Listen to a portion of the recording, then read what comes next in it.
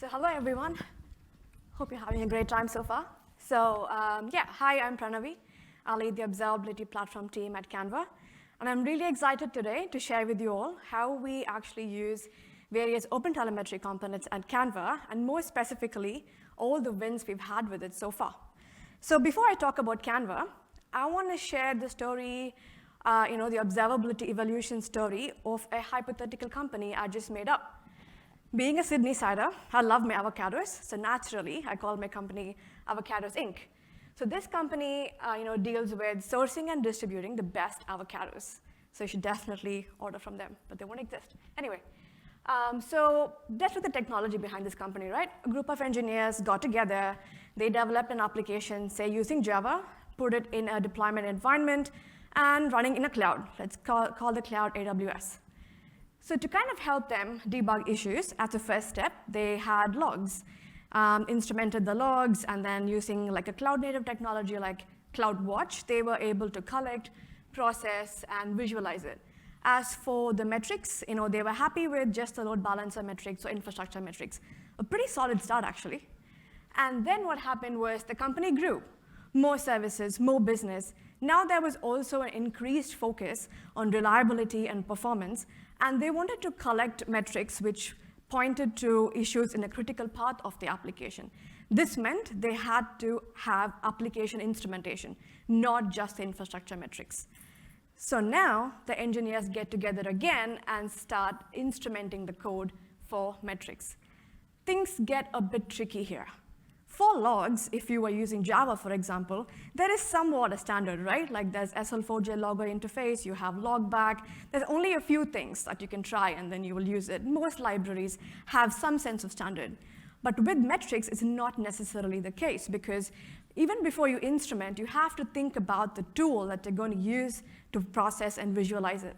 Say you use something like Prometheus, then the collection method changes. You need something which pulls the data, sends to Prometheus, and the format changes. You're going to be instrumenting using Prometheus format. Say you're using statsd, it's quite the opposite. You're going to start pushing it through an agent, and then the format you're going to instrument it is an SDK. So you kind of see how the tool that you're going to use kind of dictates how you collect and you instrument, and then the whole story going forward. So say this company decides, let's just go with Prometheus, get some agent, pull that metrics, and send it to Prometheus. Pretty good. The company is doing even better. The system keeps growing, and it's increased in complexity. So the engineers decide, let's divide the platform into multiple microservices, right? That's what we've been taught to do. And this is great, like it helps with the reliability, availability, but also adds complexity in the fact that every request now is being processed via multiple services. So when you have an issue, it's not very straightforward to pinpoint which service or which path in my request is having an issue. So this is kind of like a problem where you have now a really grown system, you're trying to debug it. Then the engineers get together again and they decide, why don't we instrument the application with traces? Wise choice, right? So you kind of go into the application, you instrument spans, and kind of you want to establish the parent-child relationship, and most importantly, pass the context from one service to another, so you can actually visualize the entire path taken by a request. But it's not easy, right? Again, here, you have to decide your instrumentation based on the tool that you're going to use. A simple example is, if you're going to pass your context, if you're sending a request from one HTTP service to another, you would put your context in HTTP headers. And it has to be in a specific format for all clients and servers to read it. There are quite a few out there. There's W3C, there's B3. Multiple vendors have their own format. So then again, you've kind of got into the same problem where you're going to work backwards. You're going to decide the tool you're going to use, and then the necessary implementations, and then the instrumentation. So this is the story all over again. They pick a tool, and then they decide what to do. I think you kind of see where I'm going with this, yeah? And then let's go through the final signal. So, some more days pass by, and now you have CPU memory issues, and the teammates are like, why is this happening? Why is this path consuming more resources than needed? So what data do you think will help them now to troubleshoot? Profile. profile data. So there we go. So now they add another agent, say like an async profiler, and then they start collecting continuous profile data, because this will be really useful to even go back in time and kind of understand which path in my application was consuming a lot of resources. So if this kind of collection and using tools and pipelines looks familiar to you, this is what most companies have evolved to become. You have multiple instrumentations over the time, collection methods, and there are always new and awesome tools that you want to try, but then you're kind of in an inflexible situation here. So you can actually ask me, why do you have all these agents? You could actually use an APM product and cut most of these agents. That is a great question. And this kind of depends on the companies, right? So you can go with one APM product, which absolutely works. But if you ever want to move away from it or experiment with, just send a part of your data to a more niche product, it's almost impossible to go down that road. So this is a choice companies kind of have to make, and there is no right or wrong answer. Different things work for different companies. But let's say the Avocardians decided they want the flexibility, and this is kind of the end state they are in. So what is the problem with this end state? The sheer number of libraries and agents to maintain is a mammoth effort. So anytime you want to upgrade a library or upgrade an agent, you're actually working or changing on the application code, which comes with its own risks.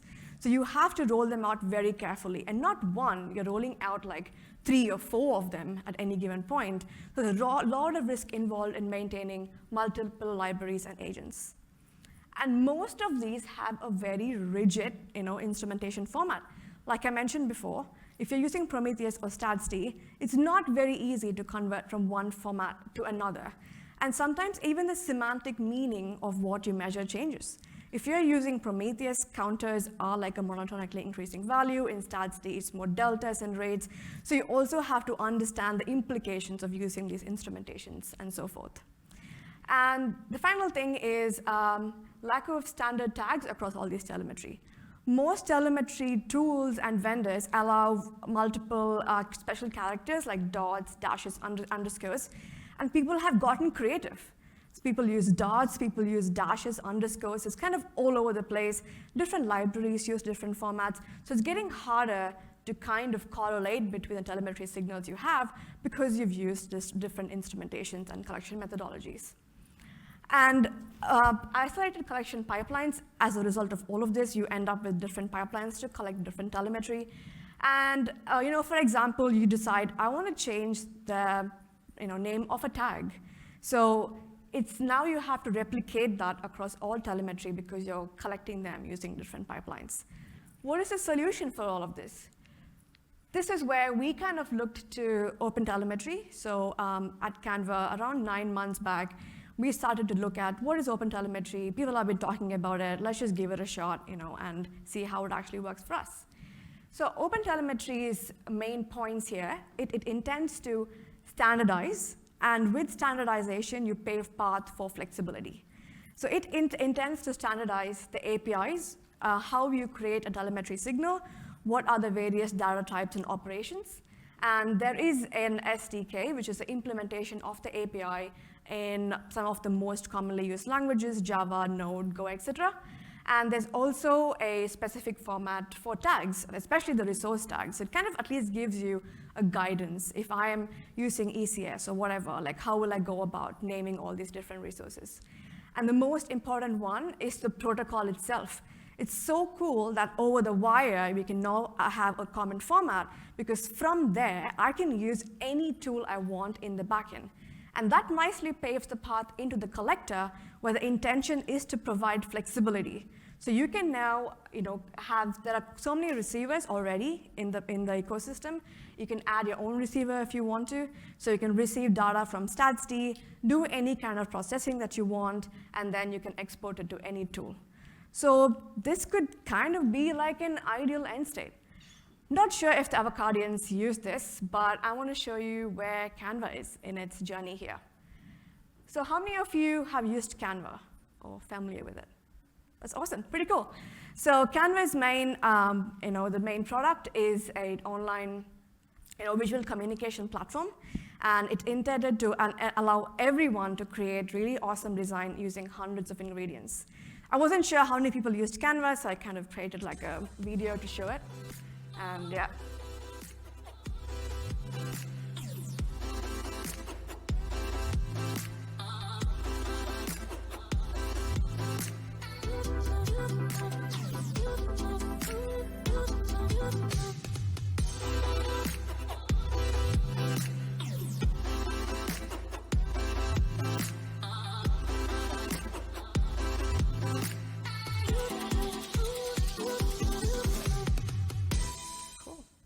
I didn't make it. It definitely looks way more professional than what I could do.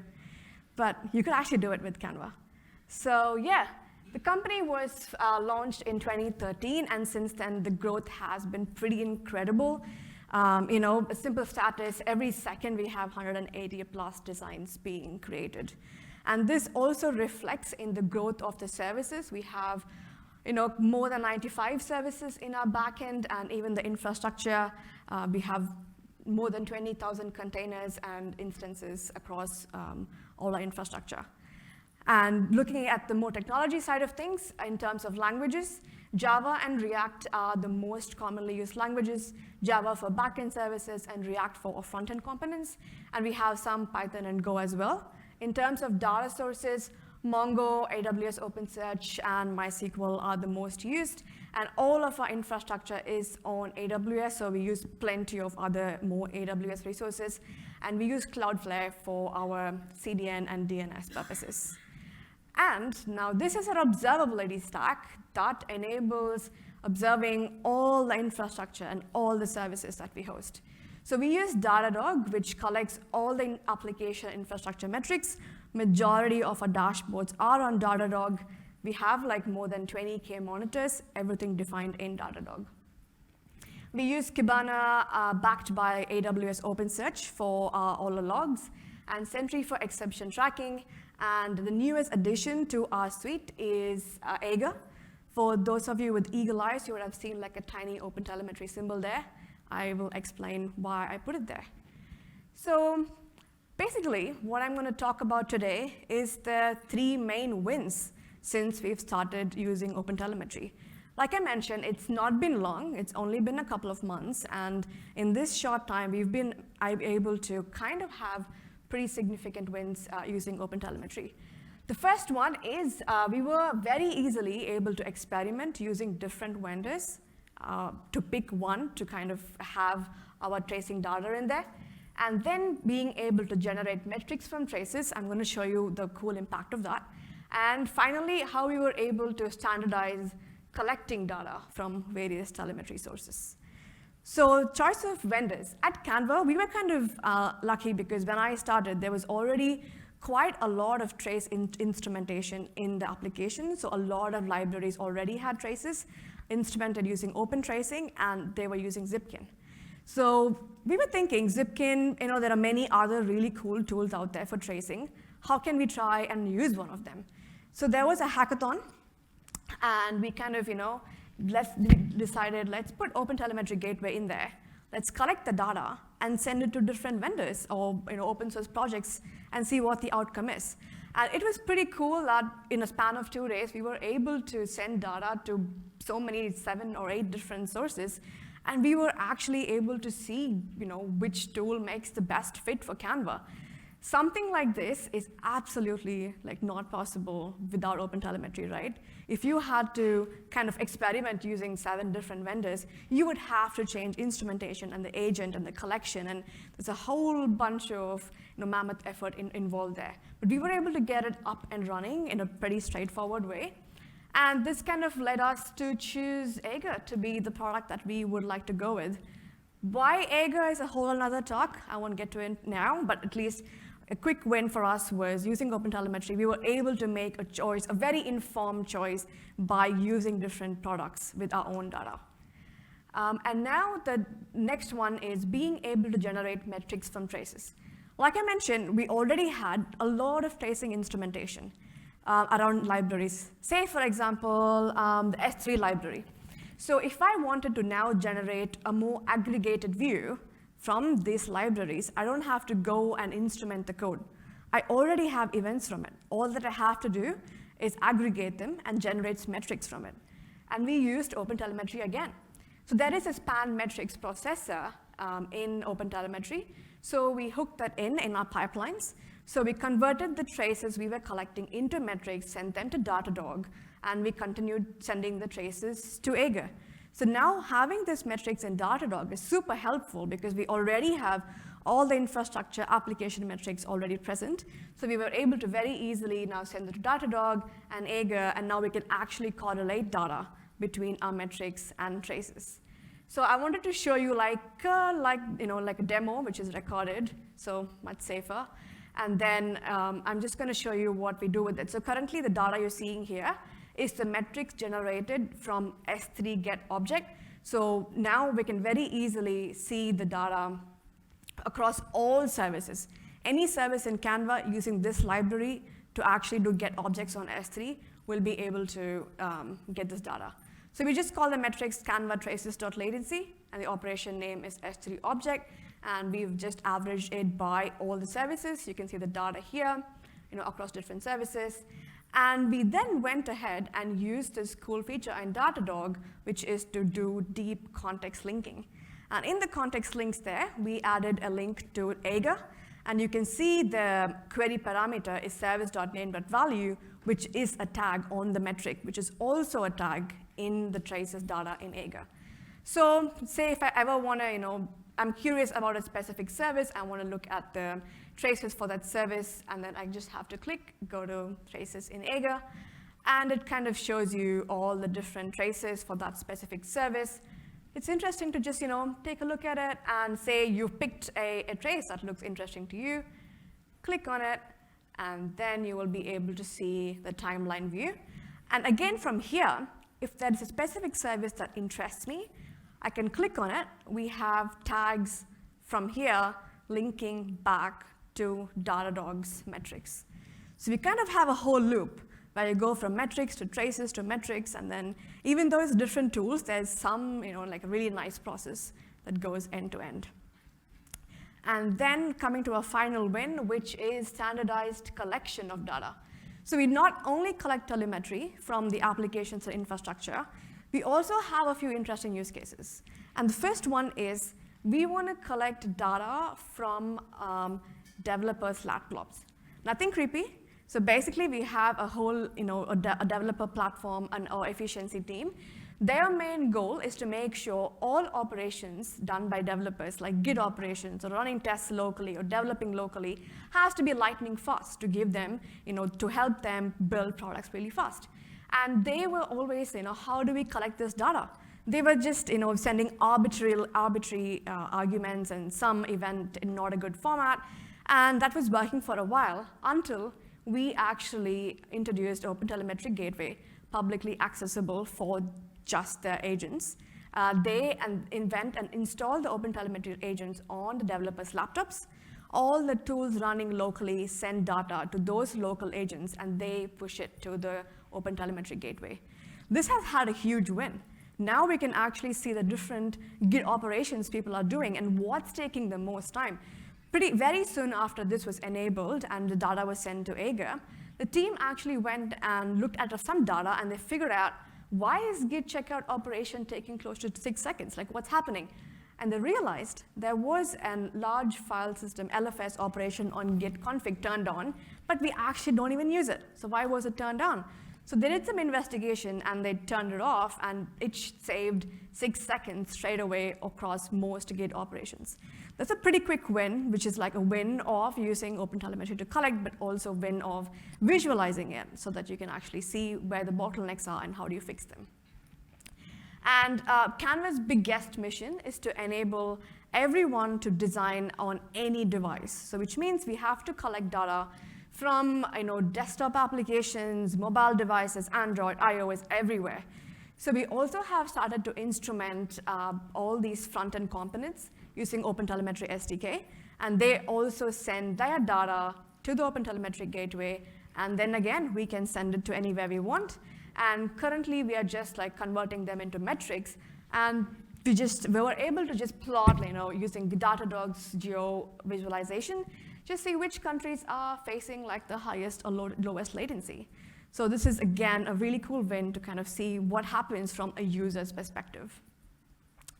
And we also have plenty of AWS accounts, more than 100 of them, and even their data is all collected via OpenTelemetry gateway collectors that we've deployed.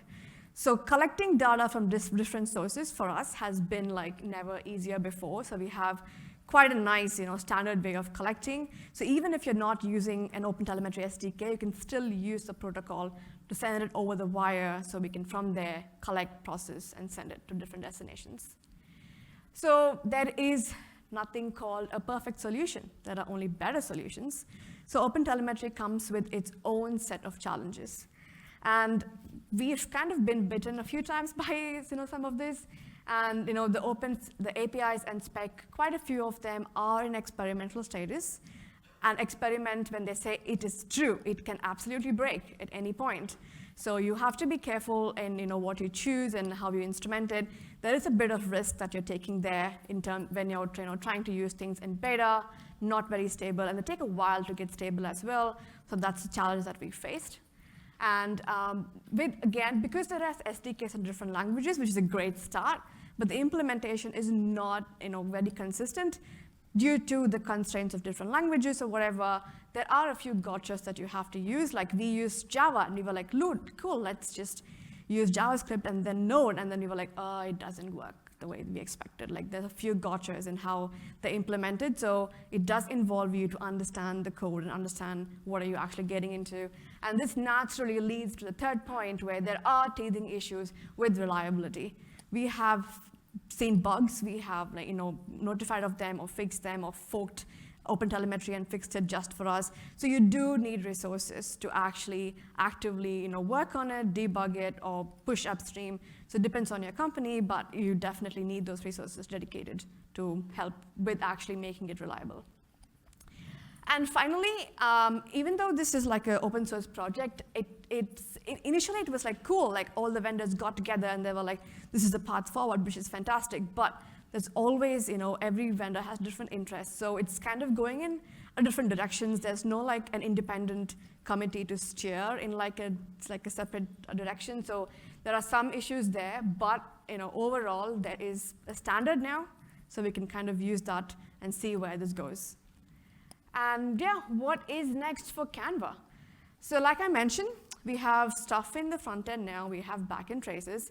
We want to start linking them. We want to start seeing what happens in a front end. Someone clicks a button. What do those end up triggering traces and stuff in the backend? So we want to start linking them so we can actually do a lot more user-centric performance measuring. And then we want to start looking at Canva-specific visualizations. As you saw, there are quite a few tools for different telemetry, which is not ideal. So we want to look at creating tailored workflows and tailored visualizations.